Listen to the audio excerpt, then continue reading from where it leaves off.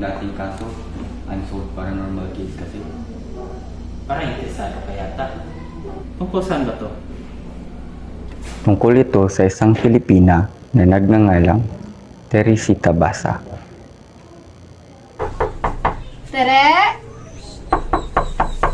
Tere? Nandyan ka ba? Papasok na ako, ha? No, ba't bukas to?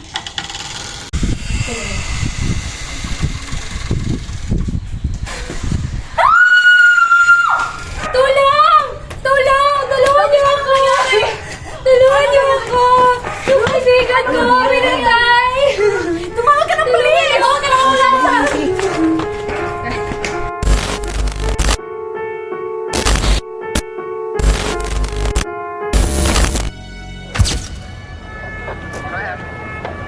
The LB 98 from station at 1 from Ellis Street.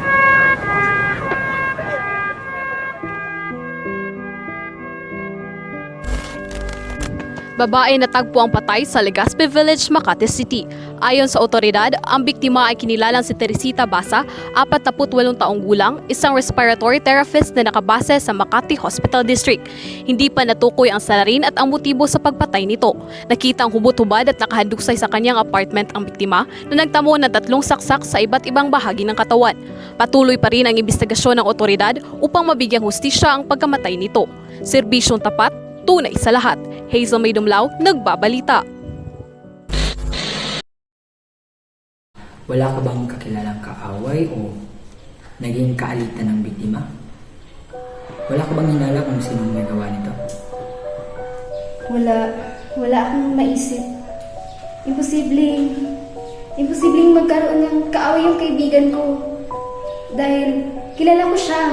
Mabait siyang tao at kailanman hindi ko mapapatawad ang gumawa sa karumal-dumal na krimen na ito.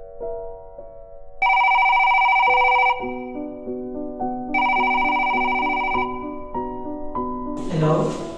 Is this the Makati Police Department? Yes sir. Anong may paglilingkod ko sa'yo sir? I would like to give out some information about the Teresita Basa's case. Mas mabuting sa opisina tayo makapag-usap sir. Maraming salamat po.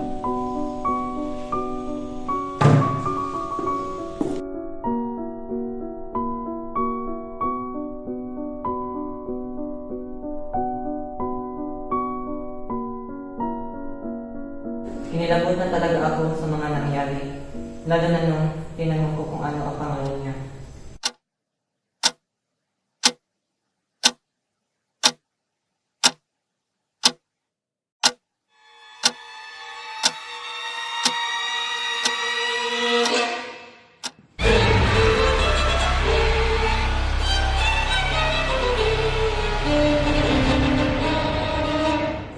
Mahal? Bakit? Ito, tulungan mo ako. Ang taong pumatay sa akin sa paligid pa rin.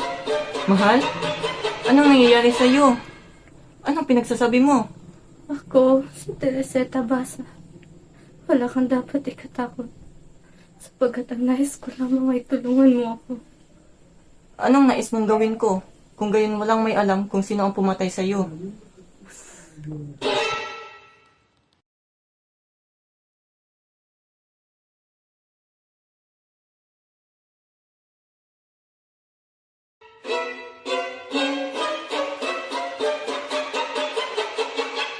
Pinakiusapan ko si Alan Shawnee na ayusin ang aking sirang tiyan.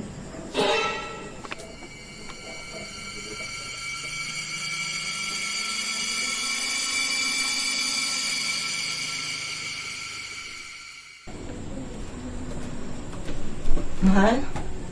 Okay ka lang? Hoy!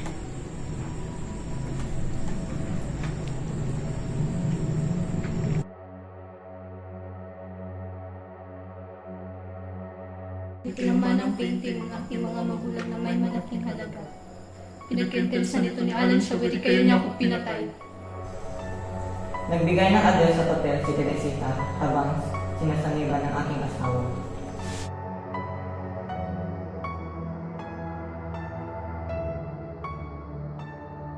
Ang painting ay nasa loob ng kabinet ng magkasintao. Nakabalot ng puting tela at nakabaon sa kanilang mga damit.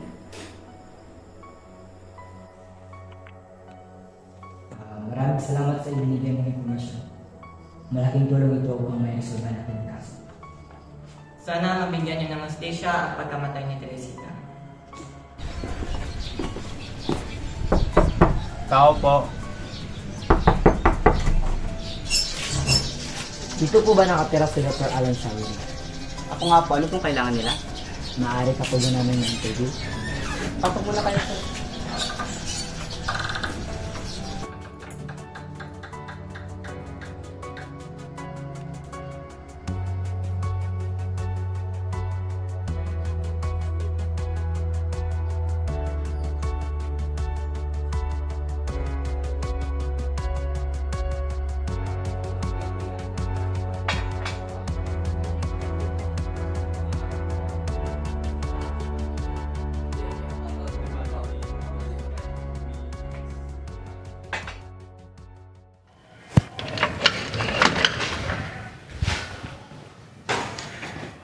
Detective, may napansin ka bang kakaiba kanina?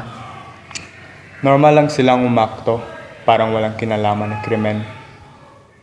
Habang nag-uusap kayo kanina, may nakita akong necklace sa itaas ng istante ng kanilang apartment.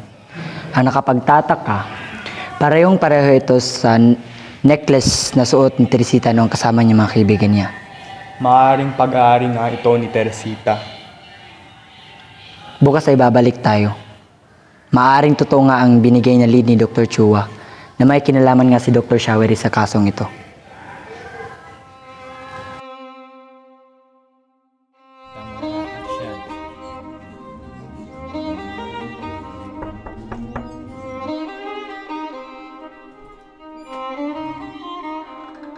Anong sadya niyo rito? Noon kaming search warrant para sa kasalukuyang investigasyon sa Basa. Ha? Paano kami nasakot dito? Wala kaming kinalaman. Teka lang, ang layo naman ng koneksyon kung masasakot pa kami. Ha?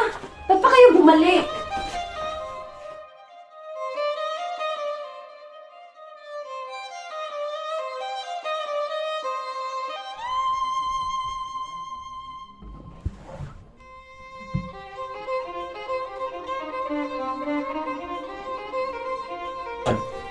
Sir, confirm.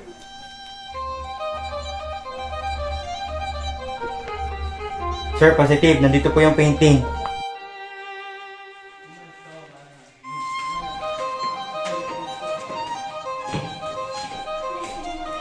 Magandang araw po. Andito ba si Dr. Alan Showery? Maaari ko po bang malaman kung ano yan yung kailangan kay Dr. Showery? May warrant of arrest po kami para kay Dr. Alan Showery. Nandoon po si Dr. Showery. Salamat po.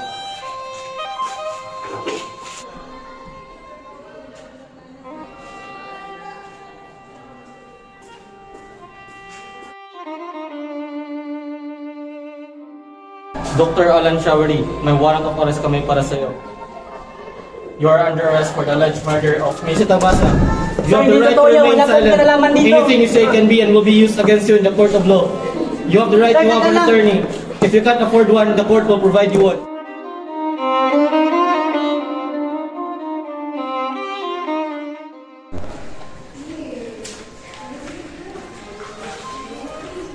Anong nangyayari? Bakit ang daming pulis? Si Doc Showery ba yan? Hindi ako nga. Tara, lapit tayo kaunti.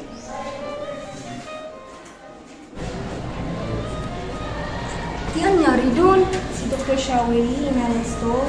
Talaga? Narinig ko nga din. Sabi-sabi daw, may pinatay. Hindi na ako makapaniwala din. Excuse me po, nasan po yung finance office? Kay taas.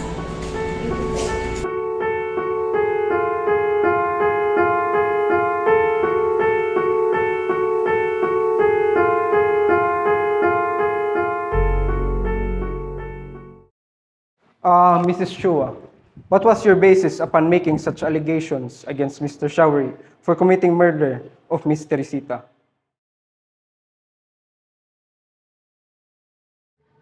I was experiencing consecutive possession by Miss Teresita, begging for help and giving us information about her killer.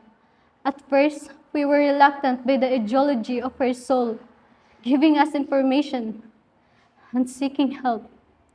However, my husband and I were unsettled because her soul wouldn't stop tailing us unless we did something. So, we decided that we would report the given information, even though it was not evidence-based, and thought that it would not hurt if we referred it to the authorities.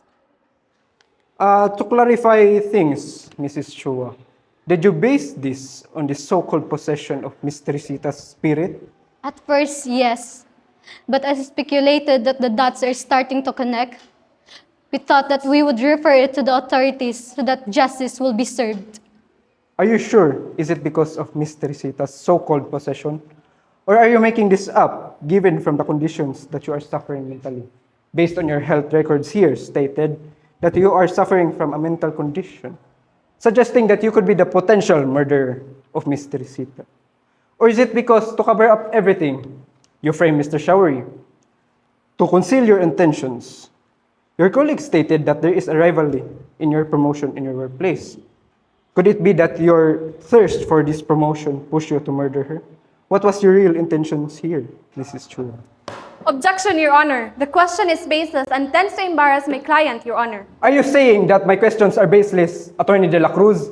On the grounds of this court, there is no such thing as a supernatural-related crime. There's not even a single law that covers a supernatural entity. And here you are, with Mrs. Chua, your client, suggesting and talking about a dead woman's spirit pleading for her unsolved murder. Remember that according to the records, after Mr. Showery left the crime scene, your client, Mrs. Chua, entered the room and was the last person seen entering her room. Also, how Mrs. Chua did know about the painting when my client stated that they didn't even know the whereabouts of the painting. Does that seem odd to you, Attorney De La Cruz? It is clearly a setup to cover the true intentions of your client. How dare you make false accusations against Ms. Chua? Your questions about her connected to the murder was all baseless. It is evident by the evidence given that the murder of Ms. Teresita was linked to Mr. Showery. According to the witnesses and pieces of evidence, Ms. Teresita asked Mr. Showery some help to fix her TV, and he saw the valued painting. To obtain it, he murdered Ms. Teresita and stole the painting. Also, the authorities found the painting under the possession of Mr. Showery.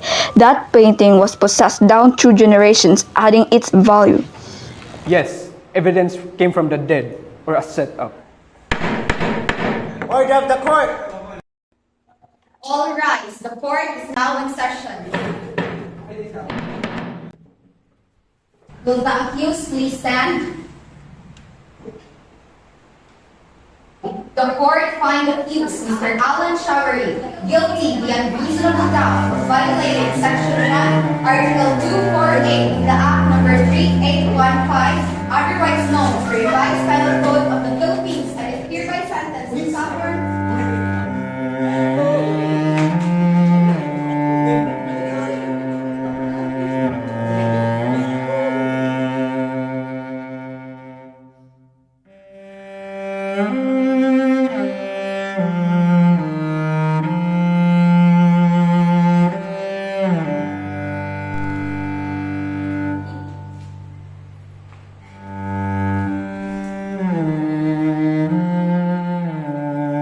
Suspect sa Basa case, nahuli na.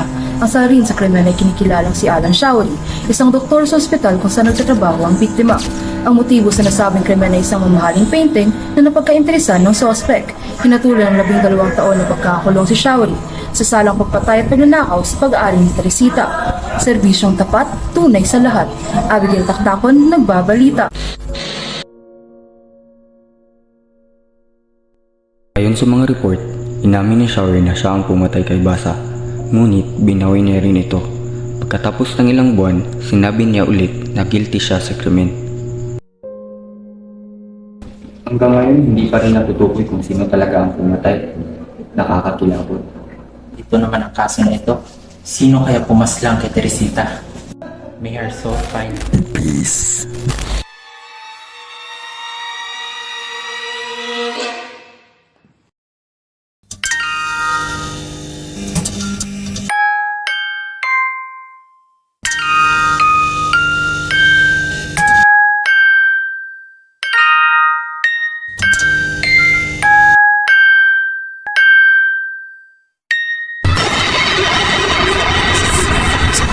Trial of the